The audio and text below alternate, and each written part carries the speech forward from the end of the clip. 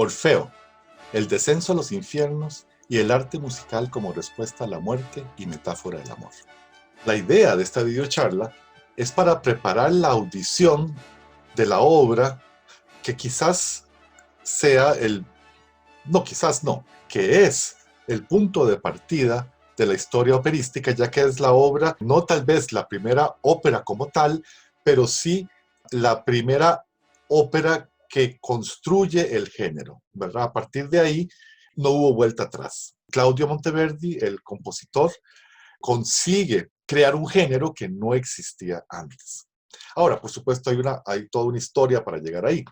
La obra se titula Orfeo, y no dice ópera, dice fábula y música, de Claudio Monteverdi, representada en Mantua, o sea, Mantua, en el año 1607. Y está dedicada al serenísimo señor Francesco Gonzaga, príncipe de Mantua y de Monferrato, y etc. Este serenísimo señor obviamente comisionó la obra, pagó por ella y se representó en su palacio en Mantua en un carnaval. Veamos el contexto histórico. Y echémonos unas décadas para atrás. Estamos en la segunda mitad del siglo XVI, que sería finales del Renacimiento y principios de lo que sería el periodo barroco, que es un periodo artístico que le llamamos el barroco, que en música empieza alrededor de 1600. En gran parte se pone esa fecha porque es el periodo de nacimiento y gestación justamente del género musical ópera. En ese momento, las ciudades-estado italianas, o sea, Italia no era una nación. La nación italiana, estamos hablando hasta el finales del siglo XIX, para que aparezca. Italia estaba constituida de ciudades-estado, ¿verdad? Venecia, Florencia, Nápoles, etcétera, etcétera, que tenían a su vez sus pequeños imperios que se difuminaban por todo el Mediterráneo y más allá. Y estas ciudades eran muy ricas, con poderosísimos nobles. Ahí estamos viendo imágenes de Florencia. Y ya les voy a explicar después por qué vemos Florencia. Y había competencias, no solamente mercantiles y económicas entre ellos, sino también en un sentido de quién influía más en toda una serie de cosas. Empecemos por modas, que en ese momento inclusive los hombres tenían más complicación de atuendo y de vestuario que las mujeres. Ahí unas imágenes del Luis XIV.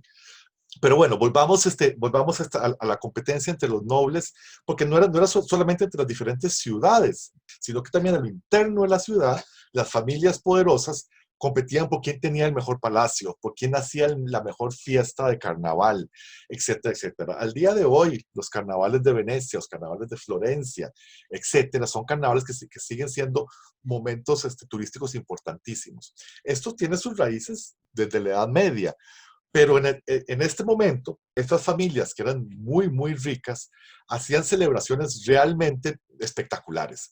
Para esto traían los mejores artistas en todo. Por ejemplo, un buen diseñador de escenografías para construir un volcán y alguien que hiciera fuegos artificiales para que los volcanes eran fuegos artificiales, y después que músicos tocando desde los balcones, etc. O sea, eso eran los ambientes que creaban para este carnaval. Los nobles se invitaban unos a otros y donde estuviera, digamos, la mayor cantidad de nobleza reunida, pues ese era el lugar que estaba creando mayor reconocimiento. Y eso era importante, ¿verdad? Entonces, esta gente se llenaba de pinturas, contrataba a Miguel Ángel, ¿verdad? Todas estas personas para llenar su casa de lujos y de arte. Había una búsqueda del humanismo. Esto quiere esto tiene que, porque estamos en el Renacimiento, y tiene que ver con una mirada hacia la antigüedad clásica. El humanismo en primera instancia nace como una mirada hacia la antigüedad clásica latina, o sea, a Roma, pero después, más tarde, y esa es la época en que estamos ahora, hay una mirada importante hacia atrás, hacia la Grecia antigua. Y, y esto es muy importante en el contexto de la creación de la ópera. Bueno, entonces los espectáculos más comentados y atrayentes se convertían en victorias políticas, ¿verdad?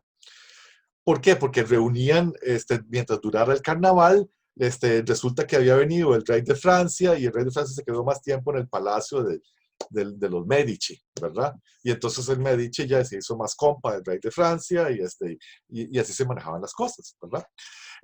Y cumplían una importante función, estos espectáculos, para establecer alianzas y rivalidades. También muchas veces se hacían espectáculos de este tipo justamente para celebrar matrimonios, ¿verdad? Estas alianzas. Y esto, por supuesto, estos matrimonios tienen que ver tanto entre familias de nobleza como entre las diferentes cortes y estados. Había toda una visión política y dinástica de parte de estas familias, ¿verdad? De mantener y controlar el poder. Y esto se arreglaba con matrimonios y con acuerdos, ¿verdad? Que si te casaba el príncipe tal con la princesa tal, que pues había una unión ahí y podían heredar algunos de los reinos y contar con esa alianza en caso de que haya un ataque de un tercero, etcétera, etcétera, etcétera. Entonces, de ahí la importancia de toda esta profusión cultural. No solamente eso, sino que también hay una importante creación poética, filosófica, etcétera, etcétera. Y todo esto era también parte del atractivo.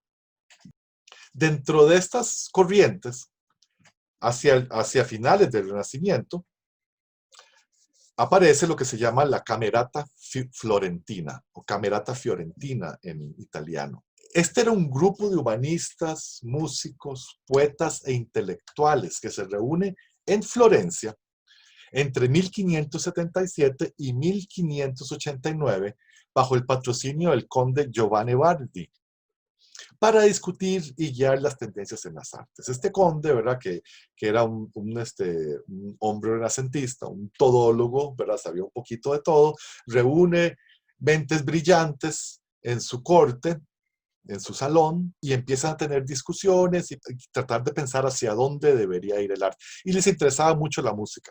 La música era una metáfora del universo, de alguna manera, ¿verdad? Y esto era algo que se conocía como la música de las esferas. Y se estudiaba en todo el currículum escolástico. Pero los humanistas se están oponiendo justamente al escolasticismo y están buscando una expresión más humana, una expresión más humana. Están queriendo que la música no hable solamente de dioses o de Dios, ¿verdad? Si estamos hablando desde un punto de vista cristiano, que tratara de expresarse de una manera más sentida. Querían dejar de pensar un poco y sentir más. Y este proceso es un proceso que tiene que ver con el humanismo. La filosofía escolástica estaba apegada a las escrituras y al canon. Canon es ley, al dogma, ¿verdad? Lo que estaba escrito era, y el libro no se podía cuestionar, la Biblia, y tampoco se podía cuestionar a los filósofos aceptados, Aristóteles. Aristóteles había sido apropiado por el cristianismo y lo habían denominado divino Aristóteles, ¿verdad? Y se han adoptado muchos de sus pensamientos en cómo estaba constituido el universo. Y el universo era básicamente una máquina perfecta, o sea, de relaciones perfectas, ¿verdad? Y esto se reflejaba en la música. Giovanni Bardi reúne a varios intelectuales importantes, Giulio Caccini, Pietro Strozzi, Emilio de Cavalieri y un tal Vincenzo Galilei. Vincenzo Galilei, si el nombre les suena, es el padre del famoso astrónomo Galileo Galilei, que justamente se va a tener que lidiar con este pensamiento escolástico, ¿verdad? Porque él hablaba de que vieran el telescopio y que podía probar que la Tierra no era el centro del sistema solar, ¿verdad? Sino que era el Sol, pero ellos decían que no, que en las escrituras no decía eso. Entonces, y se negaban a ver por ese instrumento que era seguramente manipulado por el demonio. Entonces, el humanismo todavía tenía que recorrer más camino antes de triunfar y entrar propiamente el modernismo. Pero estamos en ese cambio, ¿verdad? Entonces, en esta búsqueda de buscar mayor sentimiento, ¿verdad? De buscar que la música exprese más cosas, ellos pensaban que la música se había alejado de lo que era el mensaje del texto, ¿verdad? Y que la música se había corrompido por exceso de polifonía. Entonces ustedes van a decir, profesor, ¿verdad? ¿Qué es exceso de polifonía? Bueno, hay que entender un poco por dónde venía la historia de la música occidental y por esto me refiero a la música europea, ¿verdad?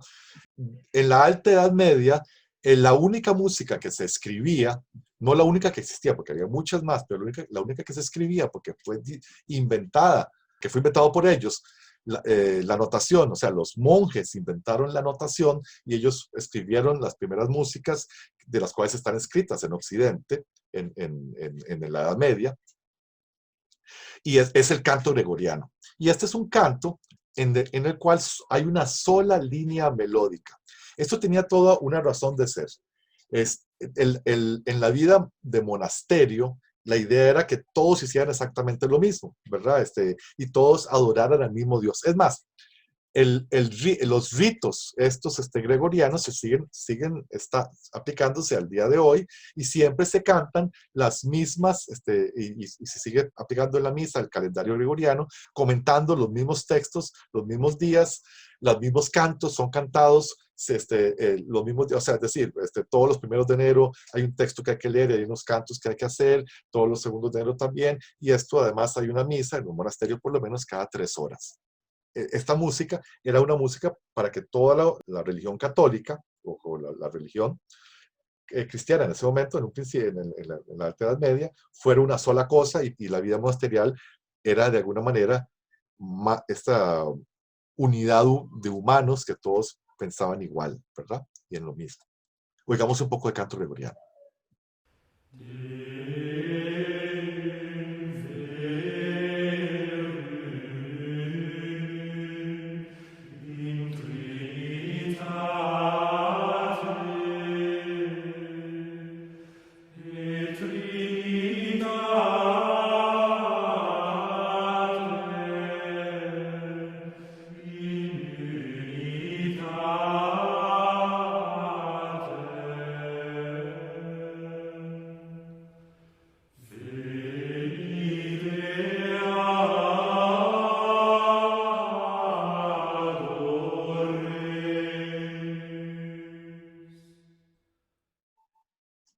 Se dan cuenta que aunque hay varias voces cantando, es una sola melodía, ¿verdad? O sea, todos están de acuerdo en exactamente qué es lo que tienen que hacer. Para eso se inventa justamente la escritura musical, para que todos cantaran lo mismo. Porque ese texto, el texto gregoriano, en teoría, o sea, el texto musical, en teoría es divino, ¿verdad? No se puede alterar. Por eso es que se inventa la escritura, para que no se altere. O sea, la escritura es una consecuencia de que el texto sacro no se podía alterar y como la parte del texto sacro era cantado, este canto no se podía alterar tampoco. Ok, después de eso, se empiezan a generar estilos más polifónicos. ¿Qué quiere decir esto? Que hay más de una melodía ocurriendo. Eh, y así la música, a partir de la escritura, no es que la polifonía no existía, pero la música a partir de la escritura se va inventando la manera de notacionar 2 y 3 y más voces, y se va creando una música que parte de principios gregorianos, porque hay todo un sistema de escritura creado por monjes y por todo esto, y toda una serie de escalas y todo eso, pero que tratan de liberarse de eso y crear mayor libertad entre las voces.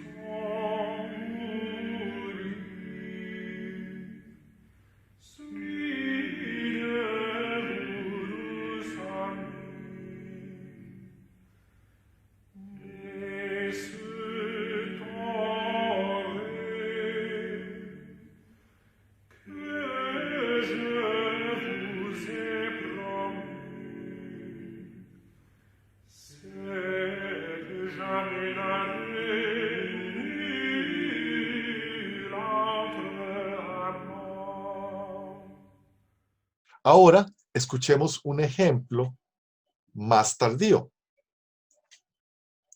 en el cual ya esto es lo que estaban criticando propiamente los de la Camerata Florentina.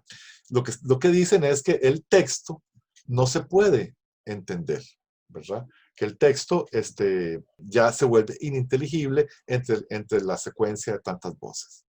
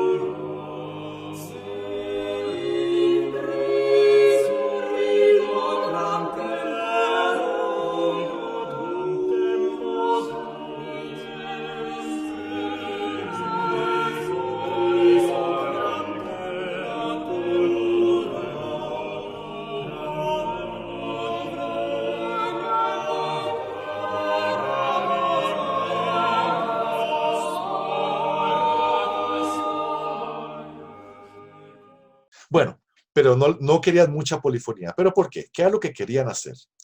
La propuesta estética de la Camerata Fiorentina era regresar a las formas y estilos de la Grecia antigua. En ese sentido, siguen siendo renacentistas plus, ¿verdad? Ya no latinos, sino helénicos, ¿verdad? Específicamente querían renacer la tragedia griega, la cual suponían era cantada. Y esto es cierto, la tragedia griega era cantada. Desgraciadamente tenemos muy pocas muestras de a qué sonaba eso, ¿verdad? Los griegos tenían toda una teoría musical muy desarrollada y tenían maneras de notacionar esto, pero hemos perdido casi todo. Las comillas partituras, ¿verdad? Escuchemos un extracto de una tragedia de Eurípides.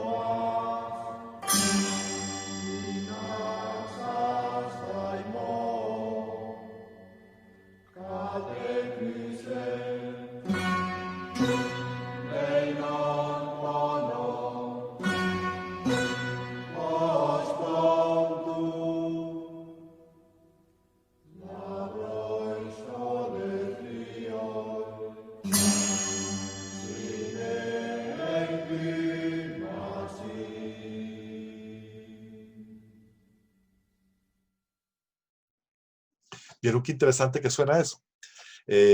Bueno, lástima, tenemos muy poco, pero eso fue descifrado, de hecho, hace no mucho tiempo por musicólogos, y los músicos del Renacimiento no tenían manera de saber a qué sonaba eso. Eso sí, sabían por los relatos y lo que estaba escrito, que la tragedia griega era cantada. Ellos querían construir un arte épico, ¿verdad? Que levantara la moral del pueblo, de sus ciudades-estado, y que cargara todo un contenido ideológico y simbólico, lleno de alegorías, símbolos, moralejas, en fin, una ética humanista transmitida a través del arte.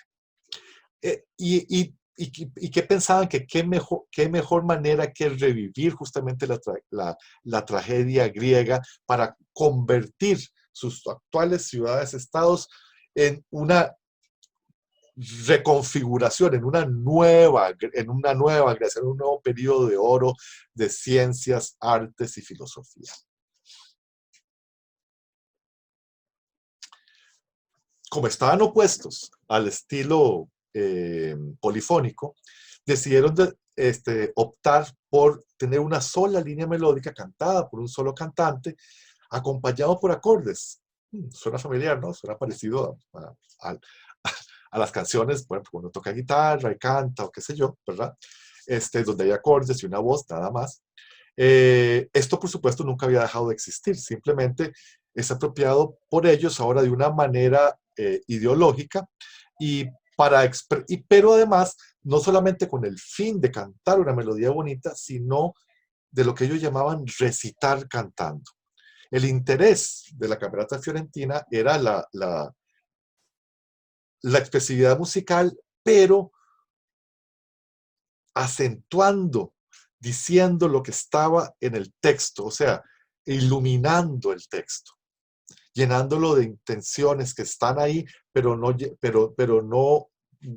obstruirlo con puros adornos musicales como es la polifonía o simplemente una melodía bonita. Había que decir lo que es. Entonces, si vamos a hablar de algo oscuro, cantamos grave, etcétera. Ahora vamos a ver un poco ciertas estrategias que ellos utilizaban. Pero la idea era esa, la idea era que este recitar cantando iba, o sea, la palabra, el logos, ¿verdad? Era lo más importante, pero era transmitido a través de lo musical. Era apoyado y montado en esto. Ok, hablemos de algunos hitos históricos que ocurren previos al Orfeo. En 1578, el conde Bardi ya está escribiendo su discorso. Esto es una obra donde expone sus ideas sobre el arte musical y habla justamente de esto, de que la polifonía entorpece la comprensión del texto, que hay que buscar mayor expresividad, pero del texto y de las ideas, etcétera, lo que hablamos ahora. En 1581, Vincenzo Galilei, ¿se acuerdan de él? El padre de Galileo, publica Diálogos de la música antica y de la música moderna. En esta obra apoya las ideas del Conde Bardi y las elabora. Vincenzo era más músico y teórico que Bardi, que era como dije, un todólogo, era un amateur en todo, ¿verdad? Entonces profundiza en estas ideas. En 1582, Vincenzo, para comprobar estas ideas, compone en este estilo de recitar cantando. Y compone justamente una obra basada en un lamento que aparece en el infierno de Dante, de un personaje que se llama Ugolino. Ugolino muestra las posibilidades del recitar cantando. Entre 1590 y 1600, Giacomo Peri, con el poeta Ottavio Rinuccini, componen varias obras en las que van expandiendo el lenguaje dramático del nuevo estilo. Y en 1598, y esto es importante, Peri y Rinuccini adoptan la forma poética del pastoral. El pastoral era todo un estilo que se viene utilizando, que es muy renacentista y que todavía continúa un rato más en el barroco, sobre todo en la corte de Luis XIV. Adoptan esta forma poética y incluyen intermedios musicales bailados y producen una obra que se llama Eurídice. Esta obra es un drama entero compuesto en este estilo. Esta es considerada la primera ópera, no la primera ópera efectiva, ni la que estableció el género, pero sí la primera ópera. Y es el mismo tema, porque Orfeo y Eurídice son los dos personajes justamente de Orfeo.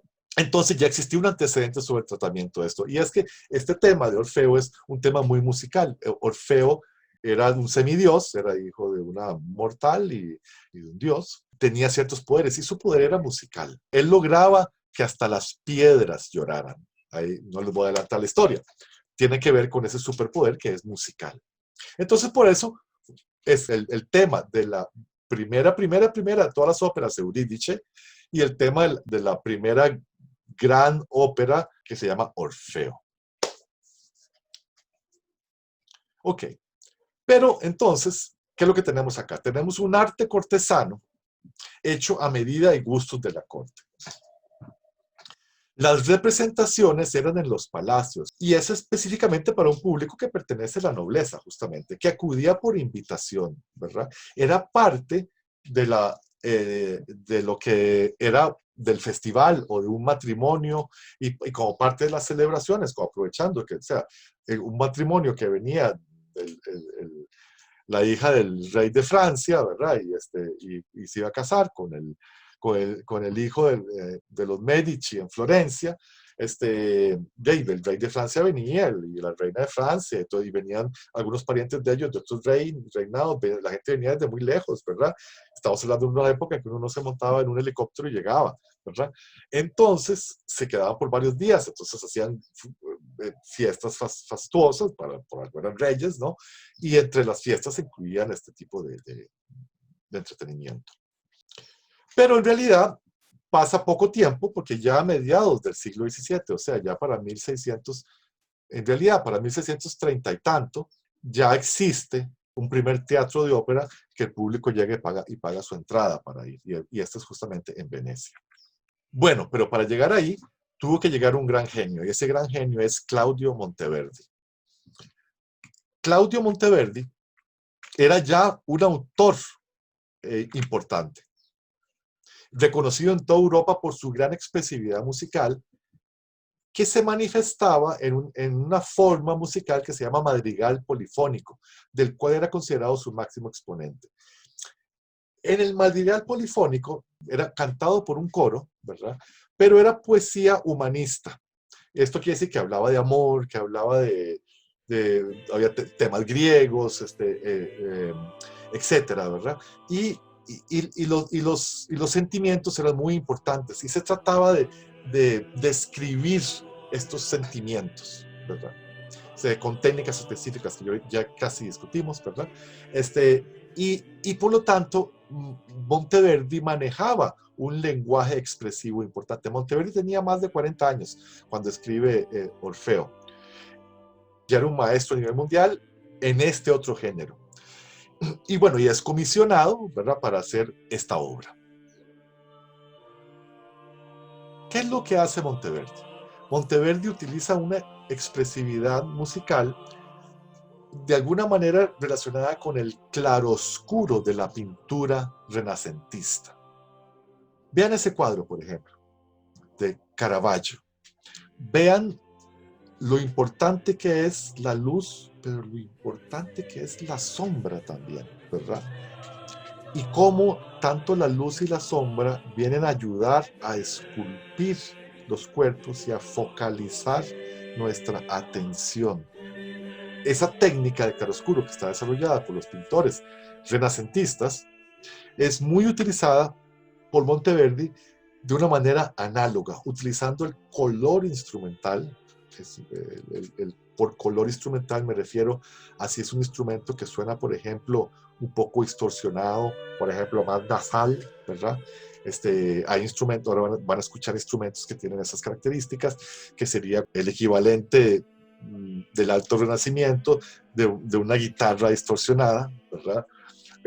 Tanto la tesitura vocal como instrumental también son utilizadas para esto. O sea, una tesitura aguda era considerada más pura, ¿verdad? Una tesitura grave era considerada más oscura, y así de alguna manera eso aparece también reflejado en los personajes. Aquí vamos a ver personajes del inframundo que van a cantar graves y con instrumentos distorsionados. En la ópera me refiero, en Orfeo. Y vamos a ver personajes celestiales que van a cantar con arpas y van a cantar con instrumentos de viento para darles esa característica, ¿verdad? Y también de acuerdo al modo tonal. Hay modos que son más tristes, modos que son más alegres. No solamente mayor y menor, hay otros modos también que existen, no vamos a entrar en eso, para crear estas diferencias y contrastes simbólicos que ilustran el texto, ¿verdad? Por ejemplo, un cambio repentino de contexto armónico nos da una sorpresa. Un descender hacia abajo y oscuro nos da como un misterio, ¿verdad? Etcétera, etcétera. Todas esas son cosas que se siguen usando al día de hoy, por ejemplo, a la hora inclusive de cómo hablan los actores en las películas, etcétera, etcétera. Entonces, el Orfeo, fábula en música. La música es de Claudio Monteverdi, el libreto es de Alessandro Strillo y fue estrenada en el Carnaval de Mantua de 1607, publicada en Venecia en 1609 y considerada la primera ópera de importancia. Los personajes principales son Orfeo, que es un poeta. Por poeta entendemos que también tocaba la lira y cantaba, que este es el poeta total de la Grecia antigua, ¿verdad? El bardo. Plutón, dios de los infiernos, que es bajo. Caronte, el barquero de la laguna de Estigia, ese es el personaje que va a estar entre los mundos. O sea, Caronte lo tiene que llevar al lado del mundo de los muertos. La laguna de Estigia es la laguna que divide los dos mundos. Apolo es el dios principal y es padre de Orfeo, ¿verdad? Ya sabemos que Orfeo es hijo de una mortal. Eurídice es la esposa de Orfeo. Orfeo es tenor, Eurídice es mezzosoprano. La mensajera es soprano. Después tenemos un personaje que hace el papel de la música. Tenemos a la esposa de Plutón, a Proserpina, que es una mezzosoprano, a la Esperanza, que es contralto, que es más grave que la mezzosoprano. Ven qué interesante que la Esperanza es un registro de mujer que es agudo, pero es el más grave de los agudos. Tenemos un personaje que hace de eco, que es un tenor, y tenemos ninfas y pastores, ¿verdad?, que viven en este mundo pastoral, y espíritus infernales. Hay dos espacios simbólicos de la acción dramático-musical. Pensando en esta dialéctica de claro-oscuro, tenemos por un lado Tracia, una parte de Grecia, donde ocurre la acción, y en Tracia estamos en los actos 1, 2 y 5, o sea, los extremos. Y en el inframundo estamos en los actos 3 y 4. El mundo de Tracia está hecho por cuerdas, violas, chelos, contrabajo, tiorbas, que son laúdes grandes, hay órganos, hay flautas, hay arpas, hay voces agudas, y de alguna manera y está relacionado con el amor. Y el mundo del inframundo es oscuro, o sea, son los metales, las trompetas, las cornetas, los trombones, los regales, que son órganos de caña que suenan distorsionados y las voces graves. Acuérdense que Plutón, ¿verdad?, el dios del inframundo, es un bajo. Y que Caronte, el barquero que nos lleva a ese mundo, también es un bajo. Ese mundo es grave y oscuro. La obra, por supuesto, trata sobre el amor. Y trata sobre un amor que pretende romper las leyes impuestas por la naturaleza y por los dioses.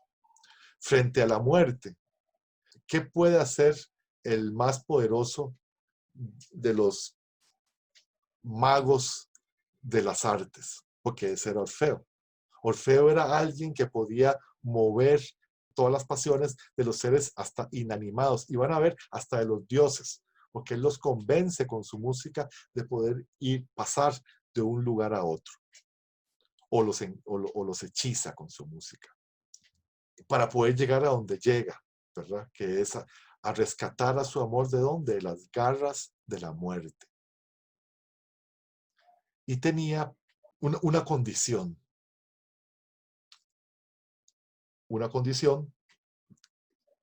que veremos qué es lo que pasa. La pregunta que nos plantea esta obra es: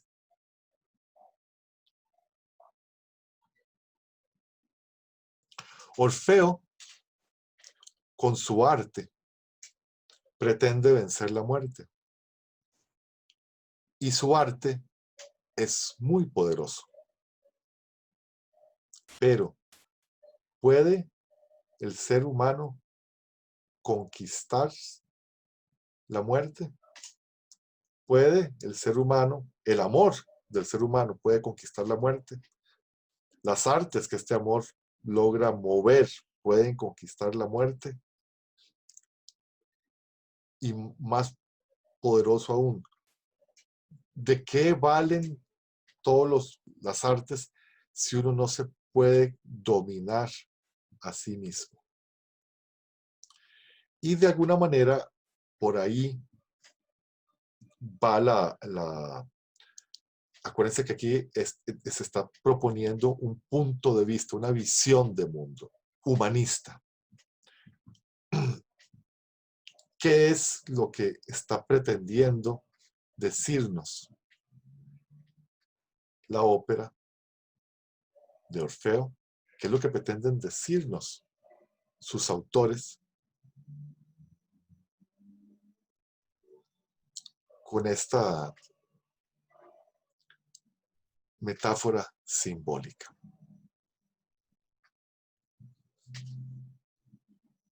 Orfeo no solamente es una gran obra musical y dramática, porque nos mueve y nos conmueve. Imagínense que fue escrita hace más de 400 años, y estoy seguro que cuando la vean también los va a mover y los va a hacer preguntarse ciertas cosas. O sea, sino que también nos muestra toda una visión de mundo, toda una idealización y toda una creación de una ideología de su época. Y la moraleja que plantea y la enseñanza que se puede extraer era algo que se pretendía que fuera leído por los destinatarios, acuérdense que nobles y muy cultos a los que estaba referido. Bueno, espero haberles generado suficiente interés y preguntas sobre la obra, la gran obra, Orfeo, que vamos a ver. Este montaje además es un montaje espectacular que trata de recrear las condiciones performativas de la época y nos vamos a ubicar en un palacio renacentista. Espero que la disfruten.